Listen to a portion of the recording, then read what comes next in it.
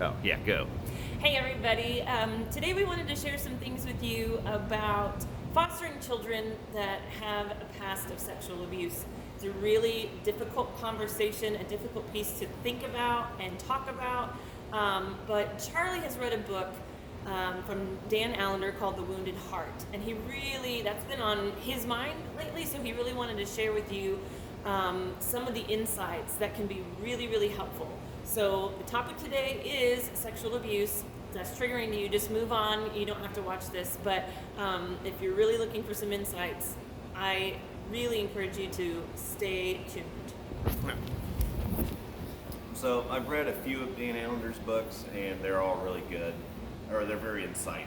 They're super cringy and uncomfortable to read, just because of the subject matter. He focuses a lot on sexual abuse of kids. So here's a very graphic and gross retelling of basically a couple of his books. So I remember before we ever started doing any of this, I assumed whenever a kid was sexually abused that it was just some brutal kind of rapey kind of a thing. But then I always thought, well, this doesn't make any sense, because you see a thing where like there's that karate teacher that had been molesting this guy's son for a couple of years, and then the dad finds out about it and shoots him at the airport. It was all over the news, and there's a video of it happening and all that. I remember thinking, well, how did the karate teacher molest this guy's son for 2 years? Like, you would think any kid would be going nuts and, I don't want to go to karate practice, and all that kind of thing. The kid didn't do it. So that always confused me. So the way it was explained in this book is, generally speaking, when a kid is getting molested and raped by an adult and all of that, it all starts with, that grooming period where the adult gets the child accustomed to just being touched by the adult in a non-sexual way, but kind of head in that direction. Well, then what ends up happening is you've got this 10-year-old, and it's basically foreplay with a 10-year-old for the next, however long that goes on for. So since the kid doesn't have a clue what sexual anything is for, like they don't think in those terms, they just know that this is something kind of it's like, well, this is cool, what is this? And if the adult has earned the trust of this kid, the kid likes it. So that's the part that's counterintuitive. So we all just kind of naturally think that the kid hates it and all that. I was like, well, no, because everybody likes sex and sexual stuff. So if the kid trusts the adult, then the kid just enjoys this new secret thing with this adult. And then eventually it moves on to actual sex and all of that. And so now you've awakened a sexual desire and just a sexual relationship with a kid. So then that's how it goes on for 2 years without anybody finding out, because the adult in this scenario usually says, no, hey, this is totally cool and normal. This is just what friends do, and this, whatever that is. And so it gains the trust of this kid. So then later, when the parent, or not the parent, well, it couldn't be the parent, but when whoever it is gets found out, this is where the whole cycle of shame and self-loathing and all of that comes in for the kid. So to explain that, I'll give this little analogy here. So we've got this checkerboard that had been gone for years since the kids were real little and weren't very good at checkers, and then it's kind of reappeared down here in the house, and everybody's gotten on this kick where they all enjoy playing checkers. So the kids all enjoy playing checkers with me because I'm a hard one to beat, although one of the girls is beating me consistently now. But anyway, so if it turns out that that I get arrested for playing checkers with children, and the police kick the door in, they take the checkerboard as evidence, it's all over the news that I'm this deviant pervert weirdo because I've been playing checkers with the kids.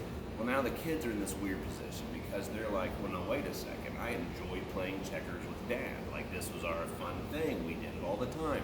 I approach Dad for checkers on a regular basis. So since now they see that I've been arrested and I'm in jail and I'm this pervert and I'm this deviant and all of that, well, now they think, well, what about me? I enjoyed this, so I too must be this pervert weirdo. And so then they've got all this secret shame and all that. So then there's all these problems with trying to have a normal, healthy relationship with these kids, because the closer you get to them, the more concerned they are that they're going to be exposed for being this weird pervert too, because everyone has now said, what was done to you is horrible, and this was an evil thing, and this person's a predator, and they're bad, and they're sick, and they're a pervert, and all of those things are true. However, since the kid did like it, and since the kid did oftentimes seek that out from the adults, so let's say it was a girl and her brother, or her dad, or her uncle, well, anybody who's sexually active that stops having sex for a week or two, or whatever it is, they obviously start to miss that, and then they will go and seek it out. So the girl who's having sex with her dad or her brother will oftentimes approach that family member for sex because they've been groomed for that, they've been conditioned for that, and they respond to it the way that everybody responds to it, which everybody likes having sex, so that's a normal thing. And now they've got this deep, dark secret, and they think that means that it wasn't their dad's fault or their brother's fault or whoever, because she approached him for it sometimes too.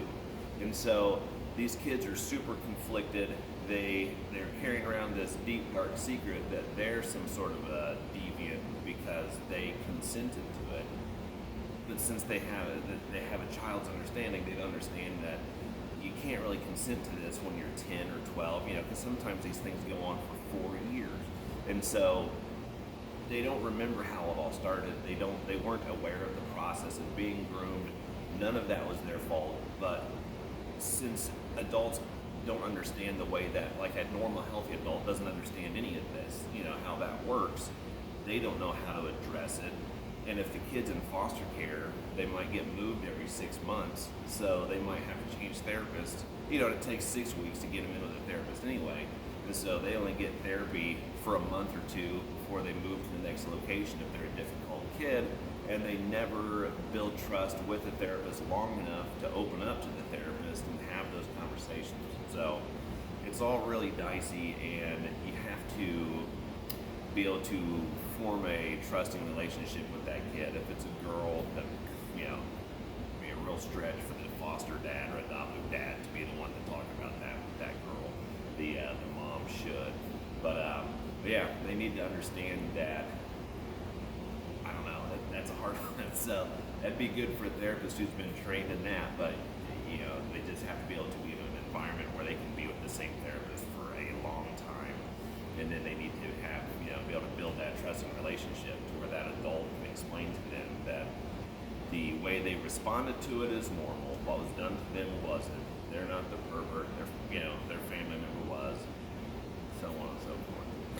And what about the piece where, as they become known to someone, and how that triggers them and their responses to that? Can you speak to that? Dan Allender was talking about that too. So those kind of kids, he said that they try to destroy the eyes that see them. So the closer you get to them, the more standoffish they become. So everybody has this desire to know people and to be known. We all want to be loved for who we are and all that. So these kids, they crave to have a normal, healthy, loving, happy relationship and connect with people like everybody else. And so in the beginning, they feel pretty comfortable doing that because you don't know them at all. But then the more you get to know them, the more at risk they feel that you're going to find out and discover their secrets, because in their head they think you don't know what a dark, devious, gross person I am because of this sexual relationship that I had with this close family member. And so the closer you get to them, the more they try to blow up that relationship. So if you take in a kid who, a lot of times you don't know if the kid's been sexually molested or anything when you get them anyway. And so when you see signs of, we're really starting to connect with this kid, we're really starting to bond with this kid, and then the kid keeps trying to sabotage the relationship and blow it up, one of the reasons that can be is because they're afraid that you're going to get to know them better and you're going to expose their secrets. They feel like they're the deviant, and that's why they blame themselves for it. Because I always heard people say that, a kid that's been abused like that blames himself. I'm like, how on earth do they blame themselves? Well, the reason they blame themselves is if it had been a couple of weeks, they might romantically pursue their father or their brother or their uncle or whoever it was, or their grandpa or whoever. But that's not the kind of secret you share with anybody. Mm-hmm. You don't want to do anything to risk that ever getting out, because then you feel too exposed. So they usually warm up to you fast, and then they usually become more and more cold towards you and try to sabotage the relationship the closer you get to finding out their secrets. Yeah.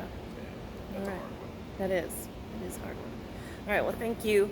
If you guys have any more questions, let us know. We'll get back with you.